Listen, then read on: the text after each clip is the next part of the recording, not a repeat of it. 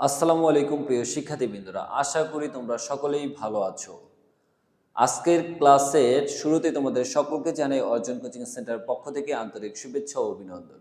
আজকের ক্লাসে আমি হিসাব বিজ্ঞান বইয়ের দ্বিতীয় অধ্যায় লেনদেন, সেই লেনদেনের কিছু প্রামাণ্য দলিলপত্র আছে, সেখানে খুব গুরুত্বপূর্ণ দুইটা দলিলপত্র, একটা হচ্ছে চালান ও ক্যাশ মেমো নিয়ে আলোচনা করব।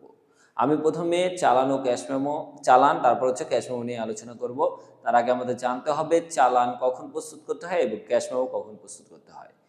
চালান মূলত যখন বাকিতে পণ্য ক্রয় বিক্রয় করা হয়, অর্থাৎ বিক্রেতা যখন বাকিতে পণ্য বিক্রয় করে তখন চালান প্রস্তুত করতে হয়।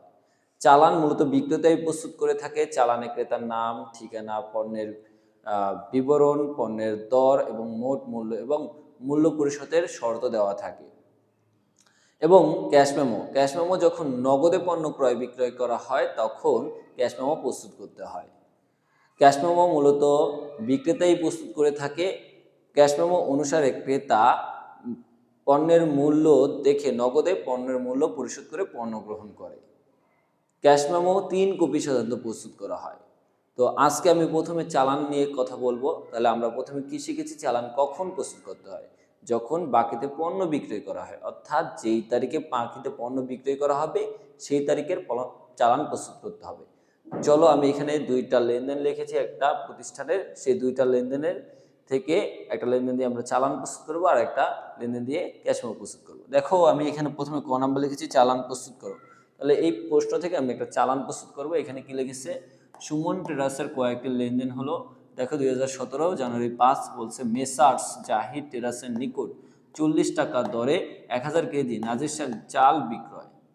আমরা জানি কোনো প্রতিষ্ঠানের নিকট, প্রতিষ্ঠান নাম এবং তার নিকট পণ্য বিক্রয় করলে সেটা বাকিতে বিক্রয় হয় ধরে নেওয়া হয়। তো এইখানে যেহেতু কোনো নগদ কথা উল্লেখ নেই এবং প্রতিষ্ঠানের নিকট বিক্রয় করেছে, তার মানে এই তারিখের বিক্রয়টা হচ্ছে বাকিতে বিক্রয়। অর্থাৎ আবার এইখানে যদি আমি পড়ি, জানুয়ারি 10 তারিখ সীমান্ত ব্রাদার্সের নিকট 5 টাকা দরে 1000 পিস কলম নগদে বিক্রয়, কারবারি বাট্টা 5%। এখানে কিন্তু বইলা দিছে, প্রতিষ্ঠান নাম আছে কিন্তু এখানে বইলা দিচ্ছে নগদে বিক্রয়, অর্থাৎ এইটা নগদে বিক্রয় করা হয়েছে। তো আমাদের যেহেতু চালান প্রস্তুত করতে বলছে, আমরা যে বাকিতে বিক্রয় করছে সেই তারিখের বিক্রয়টা দিয়ে আমরা চালান প্রস্তুত করতে পারবো। নগদে যে বিক্রয় করছে সেটা দিয়ে প্রস্তুত করতে পারবো না। তো আমরা 5 তারিখের কি করব? চালান প্রস্তুত করব। তো চালান প্রস্তুত করতে হলে যেহেতু আমাদের এটা ক নাম্বার বলছে, আমরা আগে এখানে ক নাম্বার লিখব। ক নাম্বার লিখে আমি এই প্রতিষ্ঠানের নাম কি? সুমন ট্রেডার্স। আমি লিখব সুমন ট্রেডার্সের চালান প্রস্তুত করা হলো। এরপর এইভাবে আমরা একটা বক্স আঁকবো। বক্স আঁকার পরে আমরা যেই প্রতিষ্ঠানের চালান প্রস্তুত করব সেই প্রতিষ্ঠানের নাম লিখবো। আমরা কোন প্রতিষ্ঠানের চালান প্রস্তুত করছি? সুমন ট্রেডার্সের। তাহলে আমরা এখানে প্রথমে সুমন ট্রেডার্স লিখবো, একবারে মিডলে সুমন ট্রেডার্স। এরপর যেই প্রতিষ্ঠানের চালান প্রস্তুত করবো সেই প্রতিষ্ঠানের কোনো ঠিকানা দেওয়া থাকলে ঠিক নিচে আমরা লিখবো। দেখতে পাচ্ছি এই অঙ্কে সুমন ট্রেডার্সের কোনো ঠিকানা দেওয়া নেই, তার জন্য লেখার দরকার নেই। এরপর আমরা একটা বক্সের মতো আঁকবো। বক্সের মধ্যে আমরা সুন্দর করে লিখবো চালান। আমরা যেহেতু চালান প্রস্তুত করছি, আমরা বক্সের মধ্যে কি লিখবো? চালান। এর ঠিক ডান পাশে আমরা লিখবো তারিখ। তারিখটা আমরা কি বসাবো? তারিখটা বসাবো আমরা যেই তারিখের চালান প্রস্তুত করছি। আমরা যেহেতু জানুয়ারি 5 তারিখ চালান প্রস্তুত করছি, তাহলে আমরা এখানে তারিখ বসাবো জানুয়ারি 5, 2017 বা 5 জানুয়ারি 2017। 5 জানুয়ারি 2017। এরপর এর ঠিক বাম পাশে আমাদের লিখতে হবে চালান নং। চালান নং। এরপর লিখতে হবে ক্রেতার নাম। ক্রেতার নাম। এরপর লিখতে হবে ঠিকানা। এখানে চালান নং এ আমরা কি লিখব? আমাদের প্রশ্নে সাধারণত চালান নং দেওয়া থাকবে। ধরি আমার এইখানে চালান নং, এই প্রশ্নে চালান নং 101। প্রশ্নের সাধারণত চালান নং দেওয়া থাকবে। তাহলে ধরি এই প্রশ্নের চালান নং দেওয়া আছে 101, তাহলে আমি এখানে চালান নং বসাবো 101। ক্রেতার নাম কি? এই যে যে তারিখে চালানটা প্রস্তুত করছো এই তারিখে কে ক্রেতা? দেখো আমরা মেসার জাহিদ ট্রেডার্সের নিকট কি করেছি? বিক্রয়। তার মানে জাহিদ ট্রেডার্স হচ্ছে ক্রেতা, তাহলে আমি এখানে ক্রেতার নাম কি লিখবো? জাহিদ ট্রেডার্স।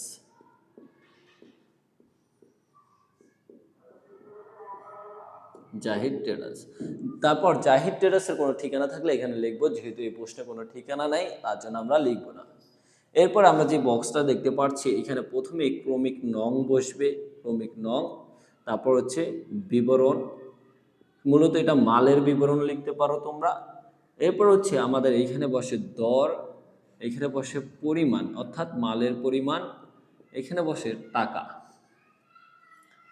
এই হচ্ছে এইভাবে আমরা এইগুলো লেখার পরে এইভাবে একটা বক্স আঁকবো, ছোট বক্সের ভিতরে আরেকটা বক্স আঁকবো, সেখানে ক্রমিক নং, বিবরণ, দর, পরিমাণ, টাকা বসবে।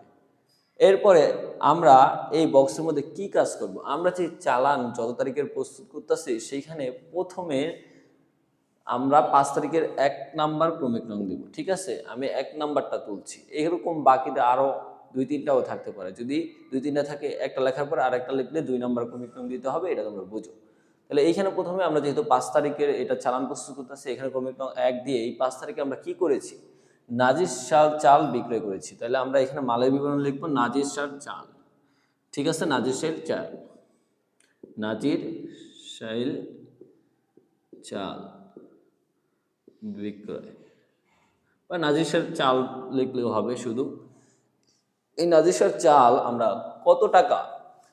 40 টাকা দরে 1000 কেজি নাজির শাল বিক্রি করছে। তাহলে দর কত? 40 টাকা। পরিমাণ কত? যেহেতু 1000 কেজি তার জন্য এখানে পরিমাণ হবে 1000।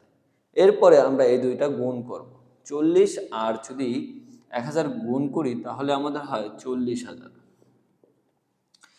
এরপরে এটার মধ্যে কি আছে ভাইয়া?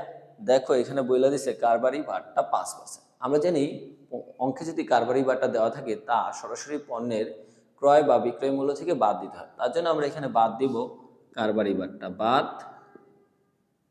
কারবারি ভাটটা 5%। এই 40,000-এর উপর যদি আমরা 5% করি তাহলে আমাদের 5%-এ আসবে 2000 টাকা। আমরা এখান থেকে 2000 টাকা বাদ দিব। 2000 টাকা বাদ দিলে আমাদের থাকে 38,000 টাকা। এই 38,000 টাকাই হচ্ছে আমাদের টোটাল বিক্রয় মূল্য। এতটুকু করার পরে তোমরা এখানে টাকা কোথায় লিখবা? টাকা কোথায়? টাকা কথায় লেখার পরে এই 38,000 টাকা মাত্র এটা তোমাদের কথা লিখতে হবে। 38,000 টাকা মাত্র, এই কথাটা তোমাদের কথা লিখতে হবে। তারপর আমরা এখানে লিখব বিক্রয় শর্ত। চালানে আমাদের এখানে কি লিখতে হবে? বিক্রয় শর্ত। আমাদের প্রশ্নে সাধারণত বিক্রয় শর্ত দেওয়া থাকবে। কেমন বিক্রয় শর্ত দেওয়া থাকবে? ধরো এখানে দেওয়া থাকবে 2/10 নিট 30, এমন বিক্রয় শর্ত দেওয়া থাকবে প্রশ্নে। এরকম যদি বিক্রয় শর্ত দেওয়া থাকে তাহলে তোমরা এখানে বিক্রয় শর্ত লিখবে। ধরো আমি এই প্রশ্নের বিক্রয় শর্ত এটা দেওয়া আছে, তাহলে আমি এখানে লিখবো 2/10 নিট 30, ঠিক আছে? তারপর লাস্টে লিখতে হয় বিশেষ দ্রব্যষ্ট। বিশেষ দ্রব্যষ্ট চালানে লিখতে হয় ভুল ত্রুটি সংশোধনযোগ্য। এখানে কি লিখতে হবে? ভুল ত্রুটি সংশোধনযোগ্য। এটা চালানের বিক্রয় শর্ত। এরপরে লাস্টে তোমাদের লিখতে হবে বিক্রেতার স্বাক্ষর। বিক্রেতার স্বাক্ষর। এই হলো আমাদের চালান প্রস্তুত করা হয়েছে। হ্যাঁ, চালান কখন প্রস্তুত করব? বাকিতে যে তারিখে বিক্রয় করা হবে সেই তারিখে চালান প্রস্তুত করব। চালান প্রস্তুত করতে হলে প্রথমে আমাদের এরকম একটা ছক প্রয়োজন। ছকের পরে আমরা যে প্রতিষ্ঠানের চালান প্রস্তুত করব সেই প্রতিষ্ঠানের নাম, নিচে লিখবো চালান, তার ডানে লিখবো যেই তারিখে চালান প্রস্তুত করছি সেই তারিখ। তার ঠিক বাম পাশে লিখবো চালান নং, ক্রেতার নাম, ঠিকানা। তারপর একটা ভিতর আরেকটা বক্স, সেখানে লিখবো কমিট নং, বিবরণ, দর, পরিমাণ, টাকা। এরপর হচ্ছে ভিতরে কি লিখবো? যা ক্রয় করছে সেটা এবং সেটা দর কত, পরিমাণ, দুইটা গুণ করে এখানে টোটাল টাকা। এরপরে এটা থেকে বাদ দিব কারবারি বাট্টা। বাদ দেওয়ার পরে যে অ্যামাউন্ট বের হবে সেটা আমরা টাকা কথা লিখবো। কথা লেখার পরে আমাদের বিক্রয় শর্ত থাকলে লিখবো, না থাকলে লিখবো না। বিশেষ দ্রব্যষ্ট আমরা লিখবো ভুল ত্রুটি সংশোধনযোগ্য। তার ঠিক ডানে আমরা লিখবো বিক্রেতার স্বাক্ষর। তাহলেই তোমরা চালান এভাবে প্রস্তুত করতে পারবে। এরপরে আমাদের কি প্রস্তুত করতে বলে? Cash memo. দেখো চালান আর ক্যাশ মেমোর ছকটা প্রায় সেম।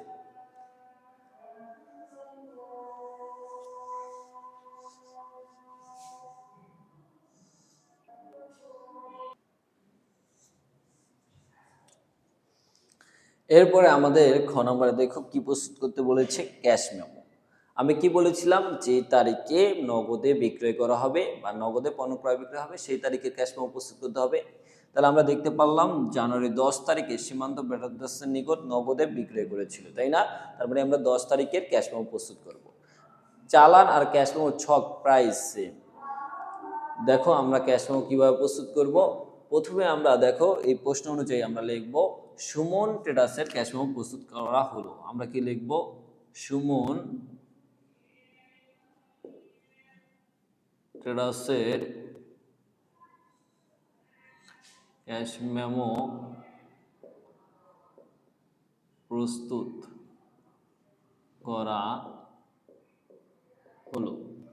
লেখার পরে আমরা চালানে যেভাবে প্রথমে প্রতিষ্ঠানের নাম লিখেছি সেভাবে প্রতিষ্ঠানের নাম, চালান লিখতাম এখানে ক্যাশ মেমো, এখানে এই চালান লিখতাম এখানে চালান, এখানে লিখবো ক্যাশ মেমোর সময় ক্যাশ মেমো। চালান ঠিক ডানে আমরা তারিখ লিখতাম, ক্যাশ মেমোতে ঠিক তারিখ লিখবো। আমরা তারিখে কি লিখবো? আমরা এবার যত তারিখে ক্যাশ মেমোটা প্রস্তুত করব সেই তারিখে ওইখানে বসাবো। তাহলে আমরা জানুয়ারি 10 তারিখ ক্যাশ মেমো প্রস্তুত করব, তার জন্য আমরা এখানে লিখবো 10 জানুয়ারি 2017। এরপর এই ঠিক বাবে চালানো ছিল চালান নং। যখন আমরা ক্যাশ মেমো প্রস্তুত করব তখন আমরা লিখবো ভাউচার নং।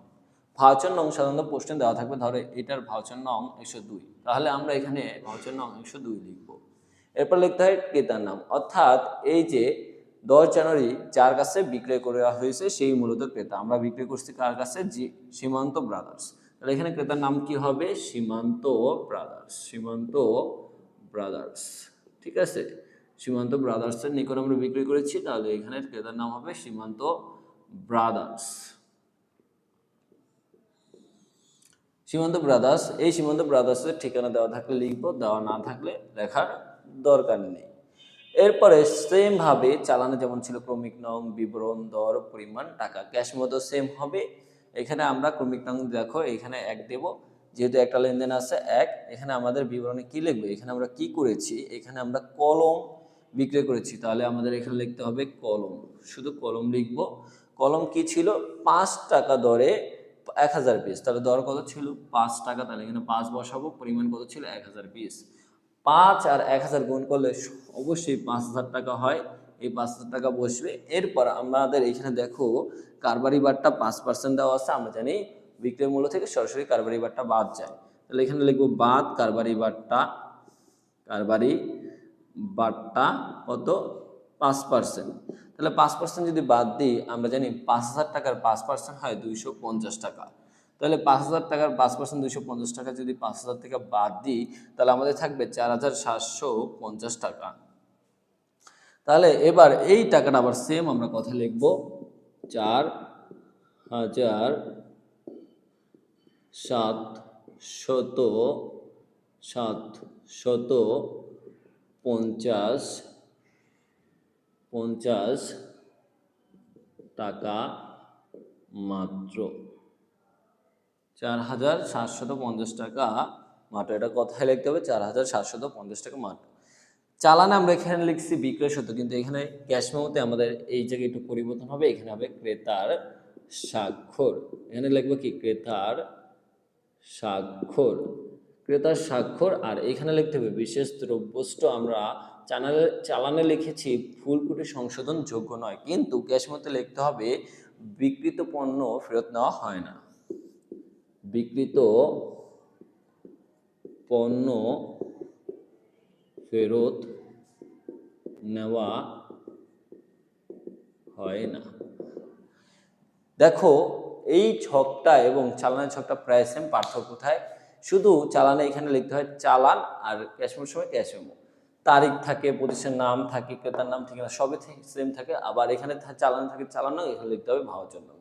এরপরে এই ক্রমিক নং, বিবরণ, দর, পরিমাণ, টাকা এগুলো সব সেম। ভিতরে নিয়মও সেম, টাকা কথা লিখতে হয় এটাও সেম। এখানে থাকে চালানের শুধু বিক্রয় শর্ত, তোমাদের ক্যাশ মতো লিখতে হবে ক্রেতার স্বাক্ষর। বিশেষ দ্রব্যবস্তু চালান থাকে ভুল ত্রুটি সংশোধনযোগ্য নয়, ক্যাশ মতো লিখতে হবে বিক্রিত পণ্য ফেরত নেওয়া হয় না। আবার চালানের লাস্টে থাকে বিক্রেতার স্বাক্ষর, ক্যাশ মেমোতে থাকে বিক্রেতার স্বাক্ষর। এইভাবে মূলত আমাদের চালান এবং ক্যাশ মেমো প্রস্তুত করতে হয়। আশা করি আজকের পর থেকে তোমরা খুব সহজেই চালান এবং ক্যাশ মেমো প্রস্তুত করতে পারবে। সবাই ভালো থাকবে, সুস্থ থাকবে। আসসালামু আলাইকুম।